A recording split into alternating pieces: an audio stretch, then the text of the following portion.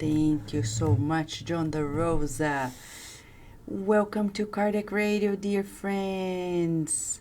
Here we are at Kardec Radio, nourishing our souls with Living in Serenity.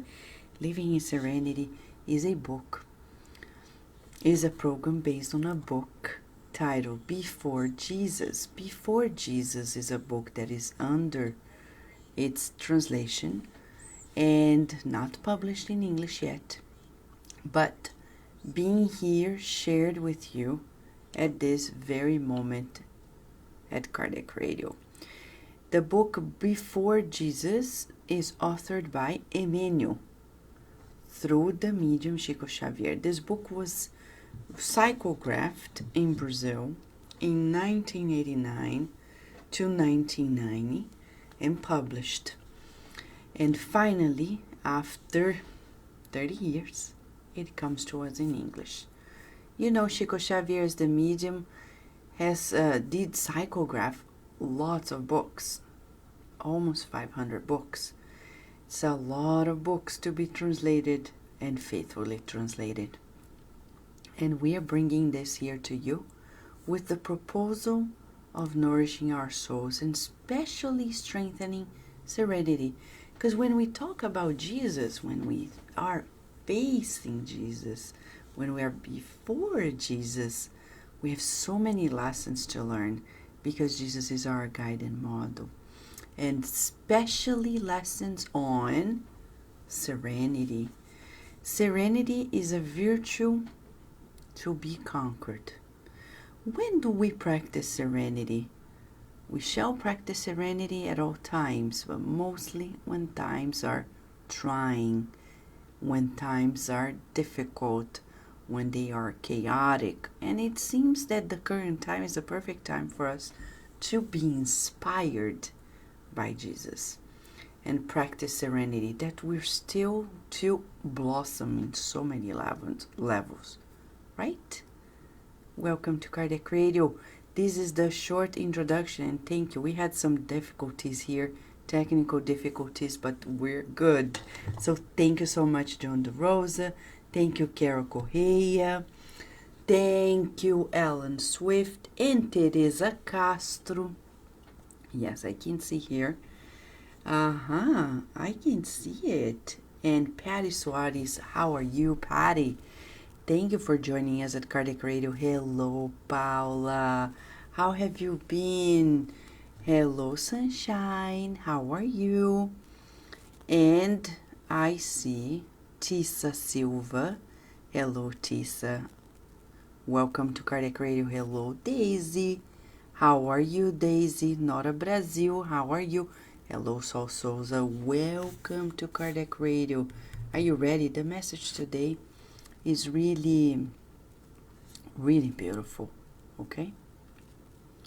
So let me open here. I have both the English and the Portuguese versions here, just in case. And I'm opening to share with you precisely. Okay, hold on a second. To share with you the message. So it begins. It's today, chapter 5. Chapter 5 is about Spiritist exhibit. Ready? We'll try reading it through. If we need to stop, we will, to talk about it, because sometimes it's very intense. So buckle up, because this message is really, really for us. You see. Okay. The more the technical norms of civilization are molded in the world, the more imperative it becomes the more imperative becomes the necessity of interchange. In view of this, in the mechanisms of advertising, everywhere displays of the good and evil are mixed, establishing facilitators for the acquisition of either shadow or light. in the concert of forces that collide on the beaches of dissemination, in a rising tide of ideological novelties, through waves of violent transformation, the Spiritist doctrine is the safe wharf of reasoning,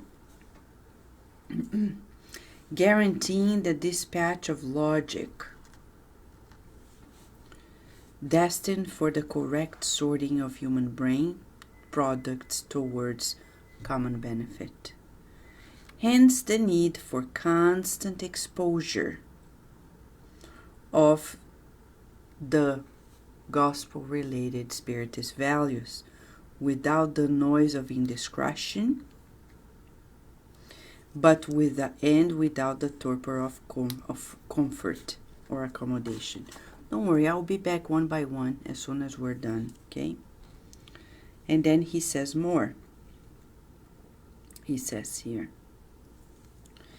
service of sustenance in the renewing progress.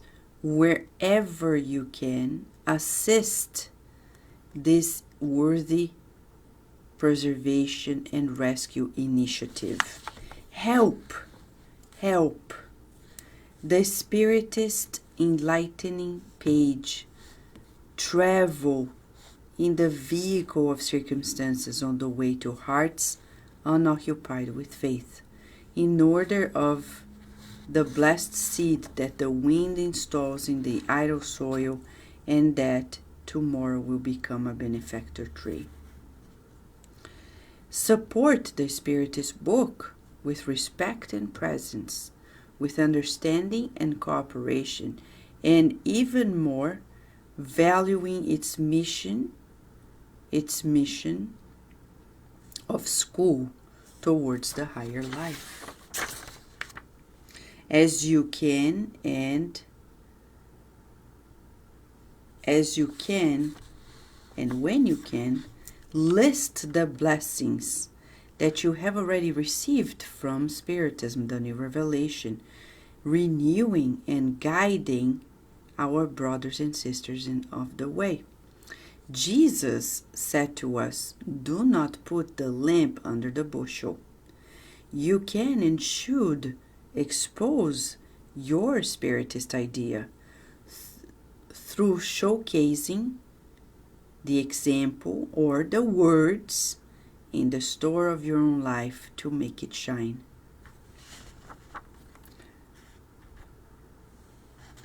The gospel is in the heart. When it lies simply in our ears, we are liable to those valuable seedlings of fraternity, since our imperfect vigilance without any difficulty becomes suspicion. Big words. You know, Emmanuel is certainly a teacher. I remember talking to a Sueli called Schubert, who is a scholar in Spiritism in Brazil.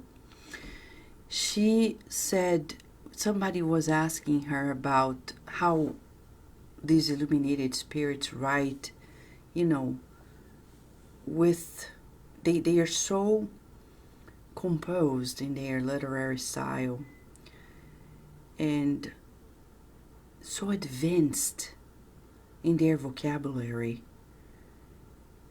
And she was asked, like, is this what it's supposed to be?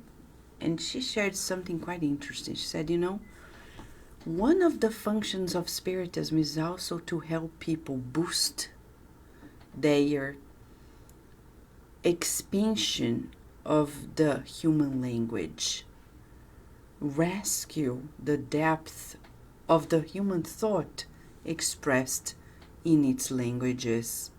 So here we have the need. We cannot simplify it. We need to really expand ourselves. Often we're going to read these messages, and no matter which language, we're going to find the need to have a dictionary near us to understand what it is, the meanings of the words, because he doesn't spare words or use words just because. He, as an educator, is also helping us expand our ways of expressing ourselves through the languages that we use. So when we go through these messages, we really are before a great opportunity of expanding our own capacity of understanding life through the different languages. In this case, he's talking about the Spiritist exposure, like how we're sharing in Spiritism, the Spiritist dissemination. He has lots of tips and hints here that maybe are unexpected to all of us. Nowadays, we're living this unnecessary fear about the coronavirus and everything. Oh my gosh, it's coming. And I know people who are even taking pictures saying, this may be the last picture I take before the coronavirus. And I'm like, but what is that? Take it easy, friends. Easy. What if we use this opportunity to disseminate serenity, to disseminate these teachings? Now you and I are so powerful because we have the social medias at our hands, and we're just one step away from billions of people. Billions. We've never been this close to billions of people, materially speaking, though physically we are in different continents, but through social media we're immediately connected. We're just one step away from everybody else. Should we do anything? You want to know? Okay, let's go back. Now we're going to go one by one because we're students of Emmanuel now. Emmanuel and Chico Xavier are now teaching us. So they go back and say, the more the technical norms of civilization are molded in the world, the more imperative becomes the necessity of interchange. This was written in 1989, published in 1990, and now comes to us to say that we are the right time to exchange. The more we expand in our civilization, the more we need to interchange. It's the famous globalization. We have to. So when people are questioning, should I use social media? Yes, you should. I would say as a psychologist that nowadays, learning to use social media is part of our social skills too. But we need to learn how to use it. It's not a given just if you have an account. So when we have a teenager, hopefully we're not going to give social media to children. But if we have a teenager and they needed to have their account, we need to coach them into it. I think in our schools, all the more it is a must to teach children how to use social media wisely and in a healthy way. Just like we learn many things related to our rapport to one another in daily life. Yes, we need to help in that regard. So you see how important it is, social media, for us to do this exchange. The more we evolve, the more we're going to do this. In view of this, in terms of publicity, advertising and publicity, he's saying, we see everywhere the displays of good and evil, and they are mixed, establishing ways for the acquisition of the shadow of the light. You see, so the implications. Inevitably, there's no neutral communication. When people say, it's okay to use all the social media, I don't think so. I'll give an example. You may know better than I, but little by little I discovered many things, and it's so interesting. For example, you can use Instagram in such a beautiful way. If you go there, you can find healthy recipes to cook for the family, for yourself. You can find people who can inspire you to a healthy style of living, mentally, spiritually, physically. But at the same time, you can find crazy things. And when a teenager, somebody who is just beginning to step into social life, is exposed to all that much without any particular coaching, we are potentially opening the doors of a beautiful world or a dangerous world to that teenager. We need to equip that young fellow and anybody else with tools that are safe to navigate those social medias for the benefit of theirs and to avoid greater anxiety, stress, and many other things. Right? You agree? So that's something quite interesting for us to think. There is no neutral position. In life, we have as Freud used to say, the impulse of life and the impulse of death. In our religiosity, we talk about the impulse of the good and of evil, of light, shadow, and we would say of construction or destruction. So are we constructing? Are we destroying? And we need to think of this all the time because there is no neutral position. When I see somebody taking a pathway, it's either or. That's why parents and educators need to be very conscientious. Because when you see somebody going to the wrong path, rest assured, if you don't take measure, they will go on and on and on until somebody else helps. There is no neutral position in terms of also helping somebody else. Like, yeah, what can I do? No, it's not about what can I do. It's about what do I have to do? Because if I am part of it, especially as a parent, I have to work on it. And here we're talking about the knowledge. He gives us the knowledge. As we are expanding our civilization, we need to exchange, and this exchange may lead us to the good or to evil. And he says, in this concert of forces, that talks about the beaches of dissemination, he even talks about the beach, the tides, the waves. There are ideological novelties. And he says sometimes we'll see them through violent transformations. Spiritism. Now, let's highlight. Where's your highlighter? Let's write it down. Spiritist doctrine is the safe wharf of reasoning, guaranteeing the dispatch of logic destined for the correct sorting of human brain products towards the common benefit. So we're learning here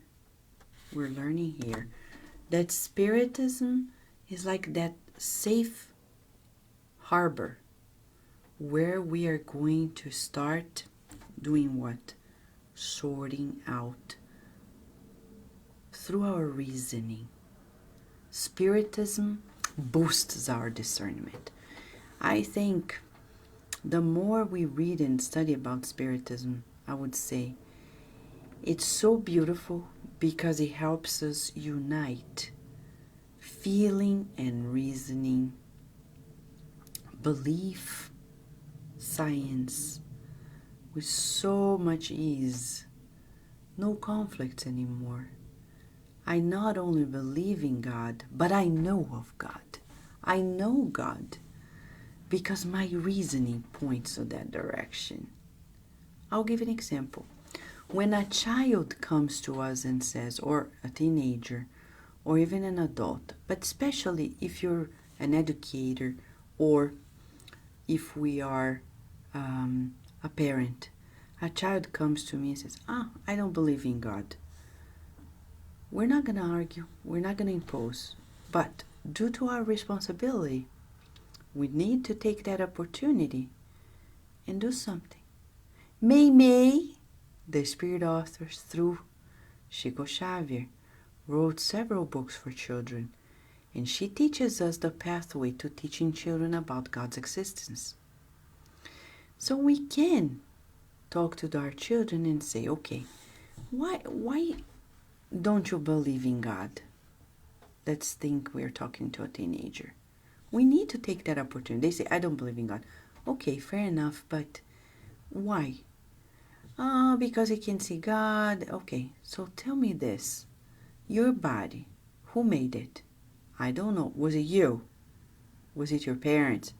Was it? No, you don't know, right? Because it comes even before your parents think about conceiving the first cell. They didn't even think about it. It just happened. So who makes this all happen? I don't know. Okay, but do you agree that there is a force behind it all? Yes, I agree. Okay, that's what we're talking about. The force that makes it all happen, which is not us, that's what we are naming God. That's all it is. And they may look at you thinking, oh, that's what God means. If you want to stop breathing now and continue living, existing, can you do it? No, you can't. So we are not self-made. There is a force behind it. That's what we're talking about. This supreme intelligence that created us and sustains us, that's what we're naming God. You see? We need to have that dialogue without imposition. But we need to boost the reasoning in those kids. We cannot let them simply say, I don't believe. Because you are an educator, you are a parent. You need to sit down and talk about it. That's the single opportunity. We can't close our doors and say, oh, well, they don't know what they're saying. Jesus said to us that we don't know what we're doing. And they were adults, before Jesus, when he was by the cross. He said, Father, forgive them. They don't know what they are doing. And he was right. We as educators, in particular situations as parents, we know that often children don't know what they're saying. They're just saying it. Take the opportunity to work with it. Because Spiritism uses reasoning. So when people ask me, Vanessa, how do I do this? Use your reasoning with kindness. But let's talk to people about it. Let's work our reasoning towards it. Okay? Teresa Castro was saying about when we're talking about all this knowledge and the big words and the knowledge that Joana de Angelis, when you read it, you really need a dictionary. I agree with you. So, Emmanuel is saying here, thus the need of constant exposure of the Spiritist values without the noises of indiscretion, and without the torpor of comfort or accommodation. What does he mean by it? He's talking about indiscretion. Anything. What is indiscretion? Talking about dictionary, right? We need a dictionary. Let me get here. Indiscretion. And it says here, something, a behavior or speech that is indiscreet or displays lack of good judgment. So when we're talking about Spiritism, we need to keep our discernment with us. So that's why when we're Spiritists, we don't talk about phenomena just like, oh, the spirits do this, and we're like, oh, no. We in Spiritism are not like in awe about these things, because as Kardec said in the Medium's book, chapter 1, Are there spirits? And he says, these events, the mediumistic phenomena, are not extraordinary. They pertain to the natural law, so they are ordinary events. And that's why we use our good judgment. We don't say things in Spiritism and believe because we believe. We work our reasoning through it. We're not going wild in indiscretion, in this being gullible about things. We think about it. Even as a medium, for example, I am a medium. Who is not a medium, right? But now we're talking about ostensible mediumship.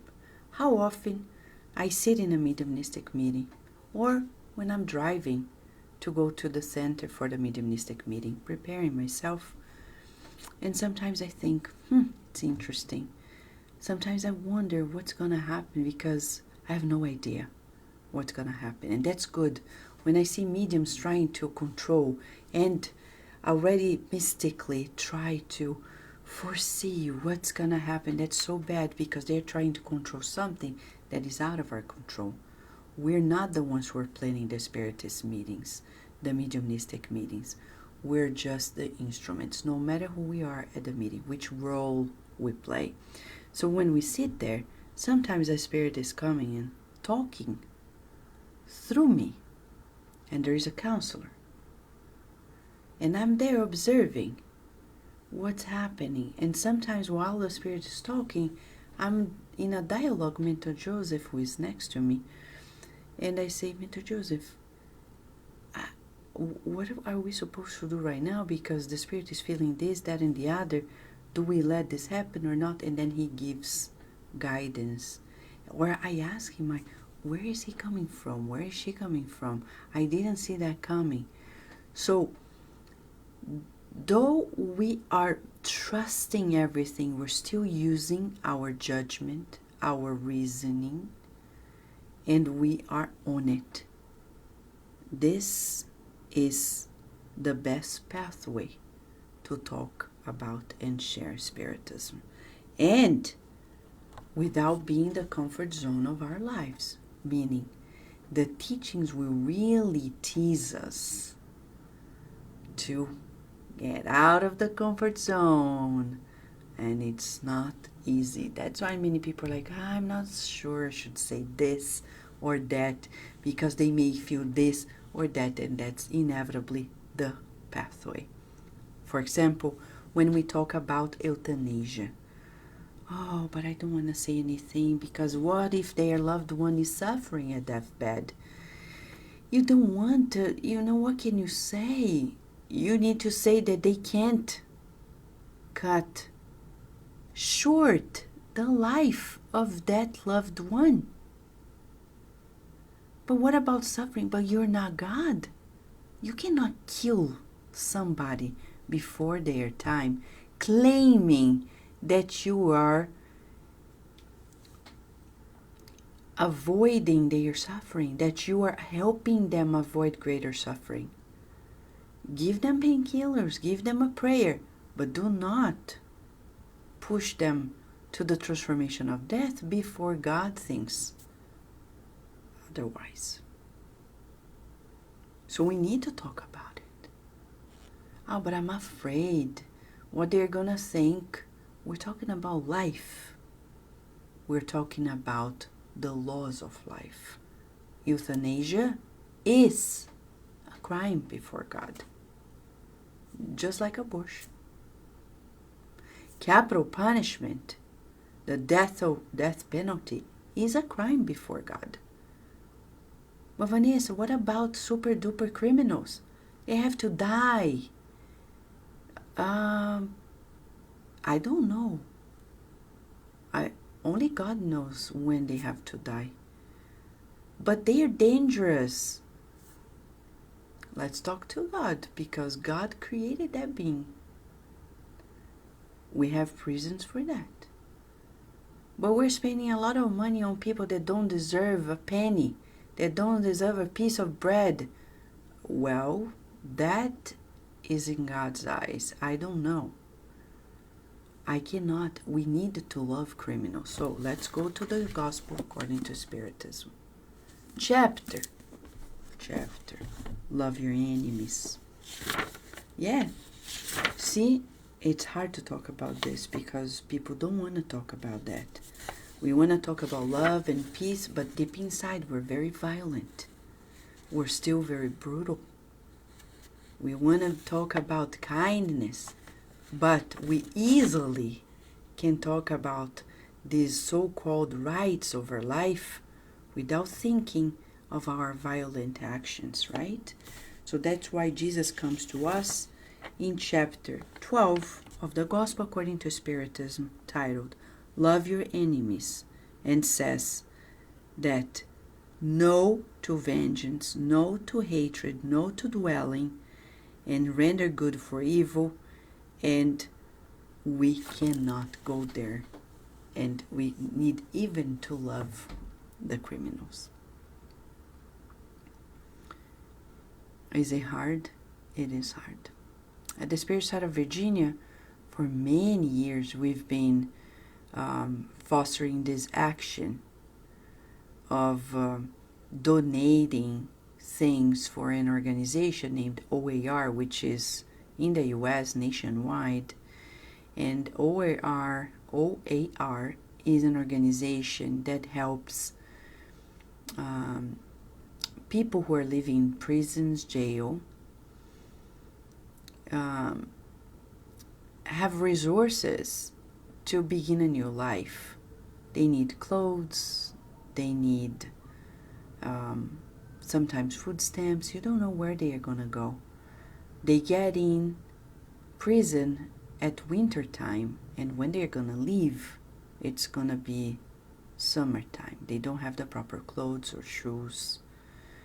So you can donate to this organization, and if the inmates, when they leave, they want help, they will even train them for future job opportunities and counseling. So many resources. It's a beautiful organization.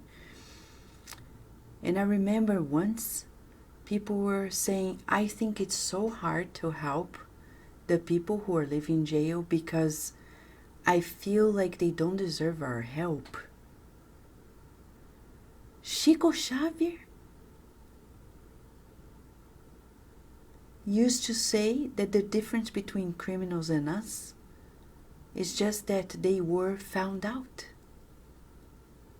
Because before the eyes of God, who is not a criminal? No, Vanessa, this is not going to boost my serenity. Now I'm going to be concerned I'm a criminal. No. Don't be sad. Don't be discouraged. Don't feel bad about yourself. But we need to be compassionate. We need to boost our empathy. Right? We cannot judge.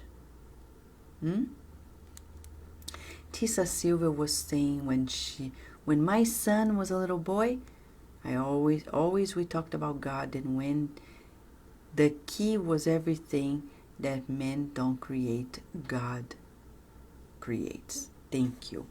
So friends, here we have an opportunity to boost our judgment, our reasoning, and sharing these teachings, which will certainly get us out of the comfort zone.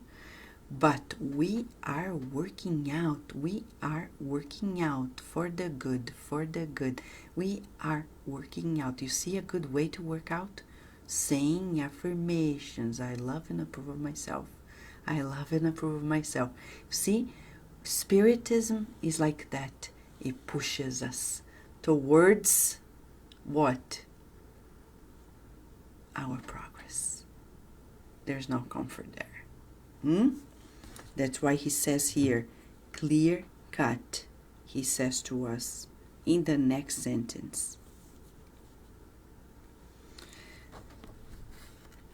Spiritism is a service of sustenance of the renewing progress. A service of sustenance of the renewing progress. Service. Whenever you can, help this help this beneficial initiative of preservation, and also that can rescue people. So assist. How can we assist? You need to help in the dissemination. Many people are asking. Today somebody wrote to me and said, in Brazil, oh, you do this cardiac radio in English, can't you do this in Portuguese? I said, no, I can't, because there are already many Spiritist radios in the world in Portuguese. But in English, I mean, how about you helping in the English venue? Can we do it? Yes. And that's what Emmanuel is saying. How can you help in that regard? Many people ask, how can Spiritism be spread out more,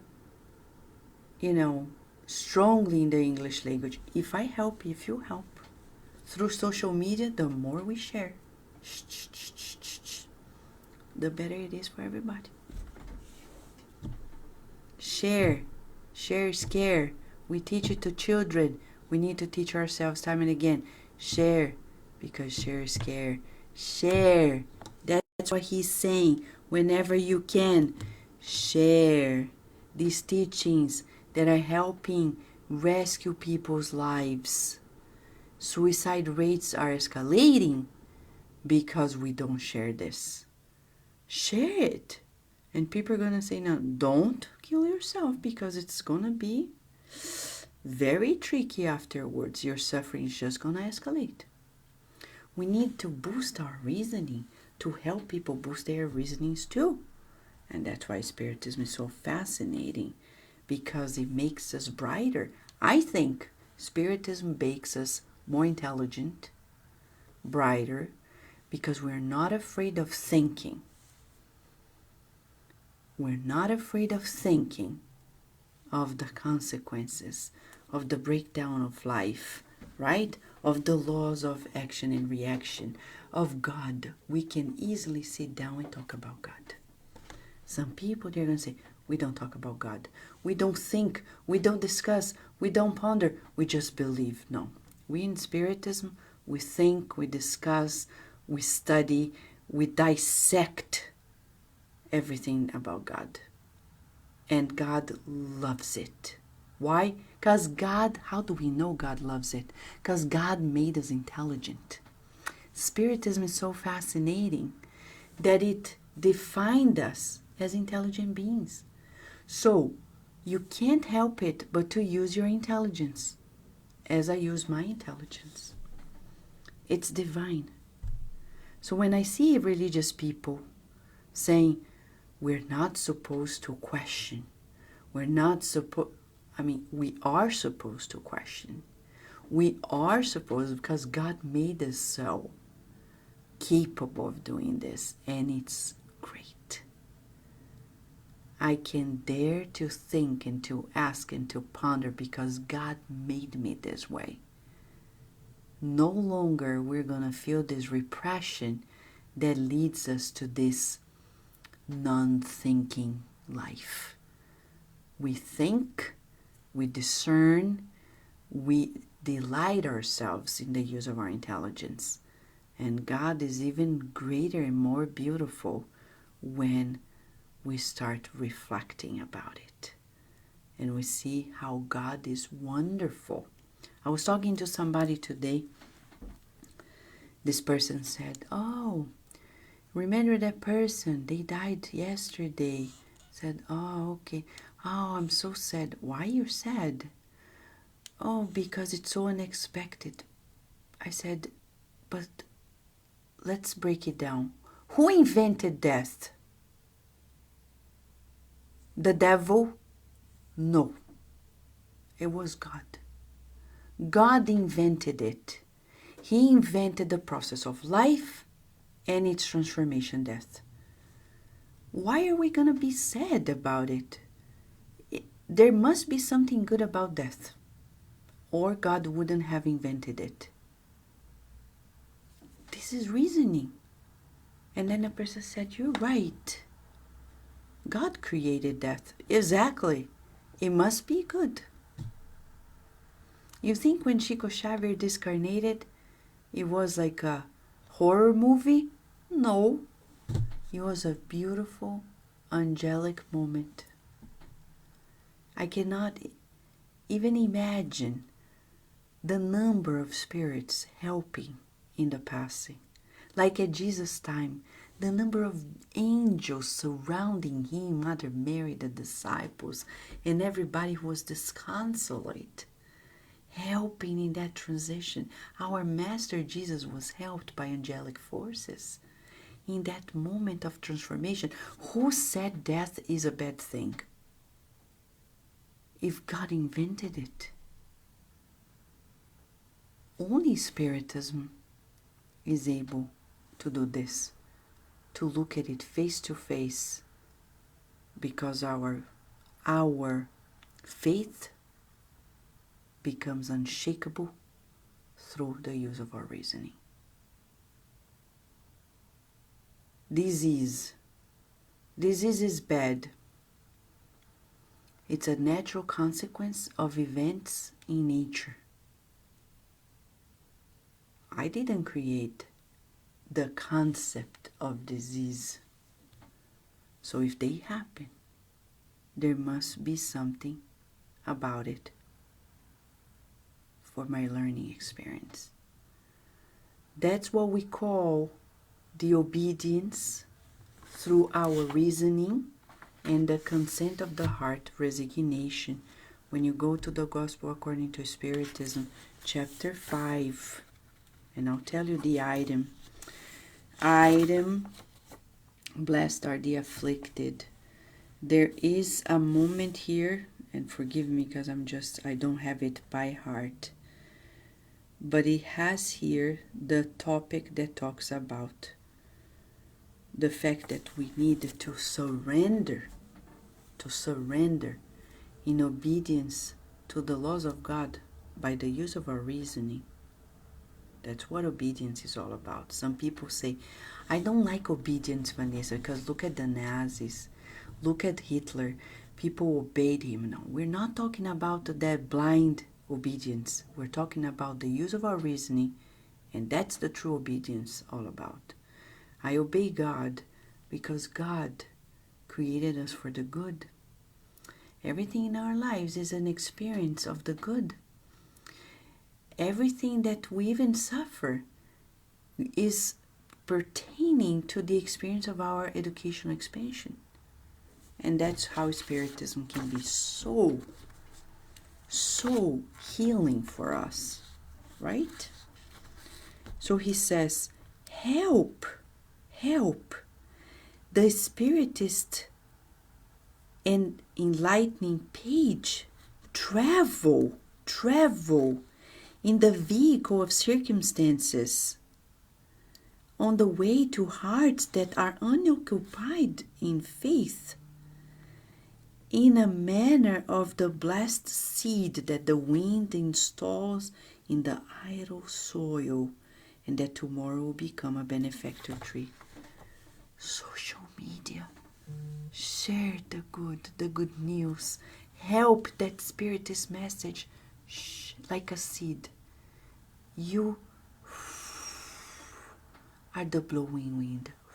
Go. Like when people, they send a kiss, and it travels. But it goes there, and in the future, it's going to fructify.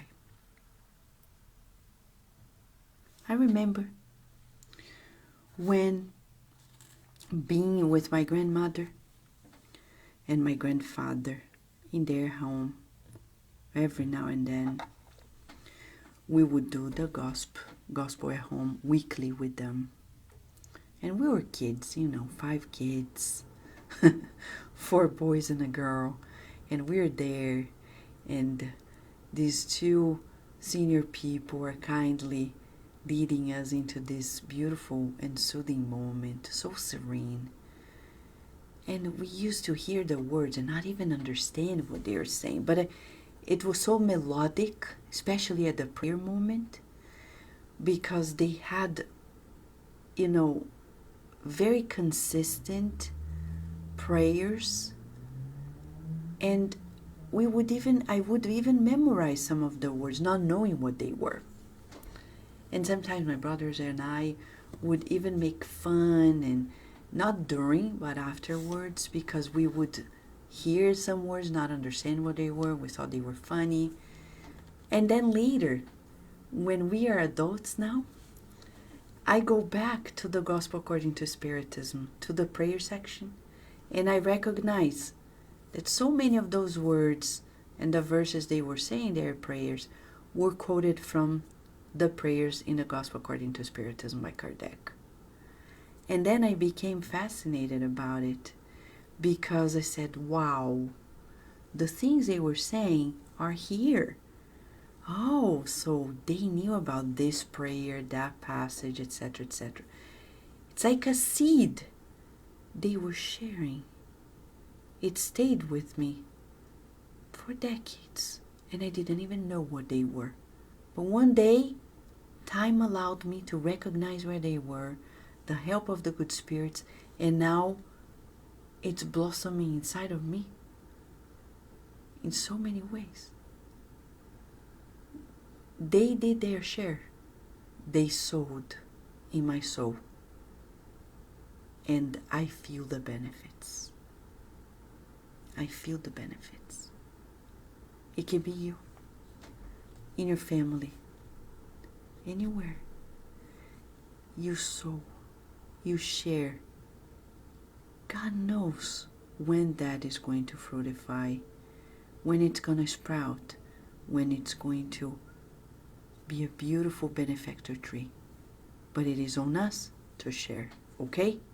You and I share. Support the Spiritist book with respect. With respect, okay? This is interesting, he's saying. Alan Swift is saying, Zen Buddhists talk about 3 essentials: great faith, great doubt, and great determination. That's beautiful, Alan. It's so interesting to see how Spiritism, Buddhism are so interconnected, right? It comes from the same source. Thank you for sharing this. We have to learn a lot in these comparative studies. Something for us to think about in the near future. Okay, hello Silvio Otero. Welcome to Kardec Radio. So, support the Spiritist book with respect and with your presence. So we have to respect. Think about the works of the spirits writing all those books, right? With understanding and cooperation, valuing all the more the mission of the school for the superior life. These books, Spiritist books, they belong to a spiritual curriculum for the earth. It's the Stanford or the Harvard or the Johns Hopkins of our planet, Spiritism. And when I say Spiritism, it's about this universal concept as well, okay? But it's talking about these teachings that are immortal, universal, everlasting. We need to help it with our respect and our presence.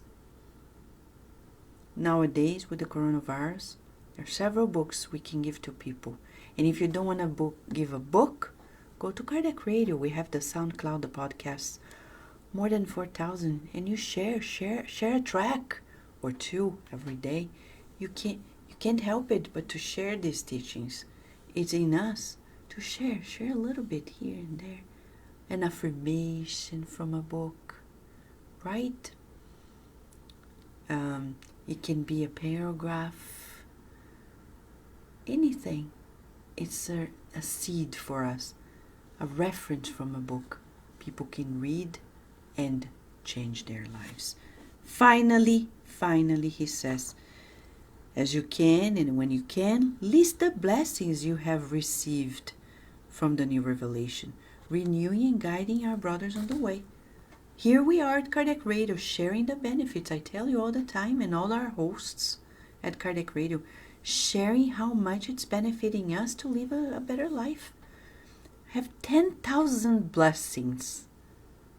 And you may be thinking, here Vanessa comes with the exercise. You're right. Our exercise for the next 24 hours. Let's list the blessings that we have already received from the Spiritist teachings. Can we do it? You can write it down, think about it. But in the next 24 hours, let's open ourselves to perceive the blessings that we have received through these teachings of Spiritism. How many blessings, huh? Can we list it out? That's our exercise in the next 24 hours. Think of your life without it and with it, and list the blessings, okay? Because Jesus said, do not put the lamp under the bushel. There are people who are afraid to tell their family members because what are they going to think? Or people in social media, what are they going to think? I don't care what they're going to think. We're sharing what is good for us. We're not imposing. We're just sharing. If it's good for us, we can't be selfish and keep it for ourselves. But, Vanessa, are you talking about preaching? No. Indoctrinating? No. We're talking about sharing. Sharing. I talked to an acupuncturist the other day who is very knowledgeable in our Northern Virginia area. And I asked him, I said, how did you teach your child to stop eating sweets? Because they go to school, they start eating sweets. They go to birthday parties and sweets. Everywhere sweets. You go eat a burger somewhere, they give you a candy. You stop by at the drive-thru of your bank, they give lollipops to your kid. They see, even your kid is not there in the car, but they see your car. You have child seat. They kindly offer, do you want a lollipop? I know they're trying to be kind, but sugar is so dangerous for us, Mamma Mia. We need to turn it around. We need to turn it around, right? We can't eat sugar every day. Kids can't eat sugar every day. A lot of the misbehaviors we see nowadays is because of this massive sugar that we're receiving daily, at every meal, all the time. Snacks, sugary snacks. Oh, but it's just a cookie. But cookie is sugar. We can't have snack in the morning and in the afternoon and have something to eat that is sugary, and sugary drinks and juices, and expect that our children are going to be so cool and calm and easy. They're going to be crazy because we go crazy too if we had that much sugar, right? Why am I saying this? Because the answer of this acupuncturist is all about what Emmanuel is saying. He said, you know what I do and what I did? Brainwash, Vanessa. Said, oh, brainwash? What do you mean?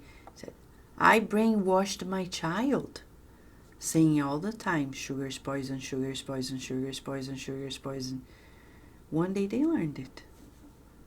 Well, he's right. I meditated on it and I said, yeah, he's wise and right. Because true educators, they repeat the lesson, they repeat the lesson, they repeat the lesson until they learn it. Good educators. We need to repeat and repeat and repeat and repeat and repeat and repeat until you're thinking. Repeat, repeat, repeat. Effort, repetition. Effort, repetition. Said Andre Lewis in the book Evolution in Two Worlds. We're learning beings and we learn through effort and repetition. So it requires effort, goodwill, but we need to repeat, repeat, repeat. I'm not gonna be fit if I go to the gym once, if I eat health once a week. It must be every day, all the time, every day, all the time, until you look at yourself in the mirror and say, oh my gosh, what's happening? Transformation. The same with the mind. You have the I Am app, and you every time you're watching these beautiful affirmations popping up in your phone. You're beautiful. I'm beautiful. I'm confident. I'm joyful. I'm healthy. And then when you least expect, you're visualizing these things popping up in your mind when you least expect, because you're getting used to that. The power of conditioning ourselves. So we need to share this good. So people are going to be nourished and nourished and nourished. And one day they will come. Because it feels good. That's why.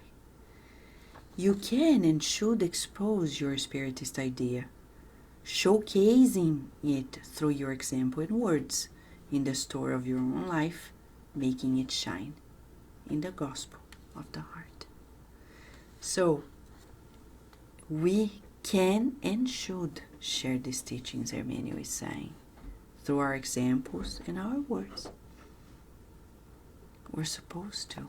It's about the gospel in the heart. And we need really to let it out.